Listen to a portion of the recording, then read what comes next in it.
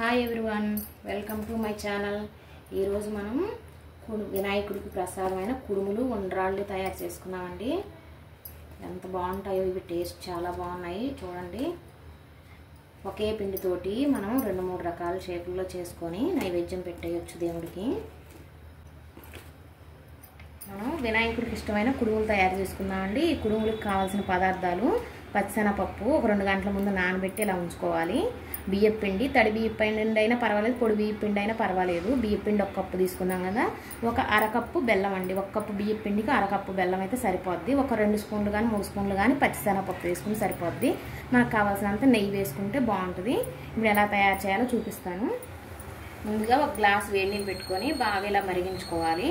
నీళ్ళు కూడా కాగిపోయాయి. ఇప్పుడు గ్యాస్ ఆఫ్ చేసేస్తున్నాను.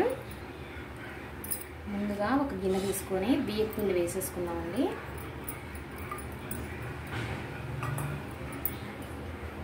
ఈ బియ్యం పిండిలోకి ఒక 2 స్పూన్లు పచ్చిశనగపప్పు వేసుకున్నాం. ఇంకా ఇంకొక ఎక్స్ట్రా 1 స్పూన్ అయినా వేసుకోండి. మనం అరకప్పు బెల్లం తీసుకున్నాం కదా, ఈ అరకప్పు బెల్లం కూడా ఈ బియ్యం పిండిలోనే వేసేసుకోవాలి. ఇదంతా కొంచెం కలిసేలాగా కలుపుకోవాలి. ఇప్పుడు మనం కాచి పెట్టుకున్న వేడి నీళ్ళు ఉన్నాయి కదా, ఆ వేడి నీళ్ళు ఇందులో వేసి పిండి కలుపుకోవాలి. ఒక 2 స్పూన్లు నెయ్యి కూడా వేసుకున్నామండి. ఇప్పుడు మనం వేడి నీళ్ళు మరగబెట్టుకున్నాం కదా, ఇవి కొన్ని వేసుకున్నాం, ఎక్కువ వేయొద్దు. బెల్లం కరిగితే పిండి మనం గోధుమ పిండి చపాతీకి ఎలా కలుపుకుంటామో అలా కలుపుకుంటే సరిపోద్ది.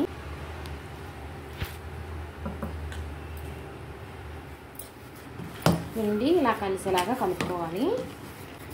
మనకి ఇలా కొంచెం గట్టిగానే ఉండాలి పిండి, ఇలా ఉండాలండి.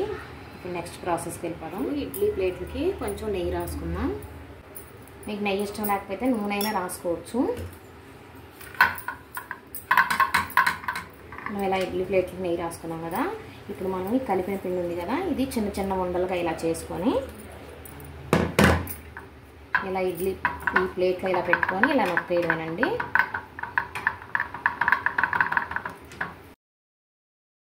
ఇప్పుడు ఉండ్రాళ్ళు అండి, ఇలా చిన్న సైజులో ఉండ్రాళ్ళు చేసుకొని ఏదో ఇడ్లీ పాత్రలో పెట్టేసుకోవచ్చు. ఒకే పిండితోటి మనం 2-3 రకాలుగా ప్రసాదాలు చేసి పెట్టేయచ్చండి.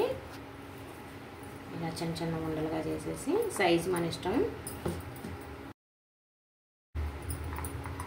అలాగే పక్కన కూడా పెట్టేసుకోవచ్చు. ఒకే ప్లేట్కి ఎక్కువ కూడా మనకి ఉడికాక అంటుకోవండి.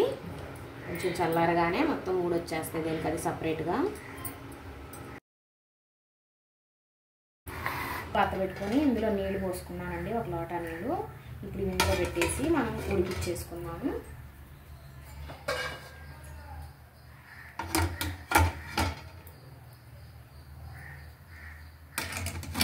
నేను ఇలా కొన్ని ఈ షేప్లో కూడా చేశాను. ఇప్పుడు గ్యాస్ మీడియం ఫ్లేమ్లో పెట్టుకొని ఒక పావు గంట ఉడికించుకోవాలండి. 10 నిమిషాల నుంచి పావు గంట వరకు. మధ్యలో ఒకసారి చెక్ చేసుకోండి. ఇప్పుడు ఇది ఉడికినాయో లేదో చెక్ చేద్దాం ఒకసారి.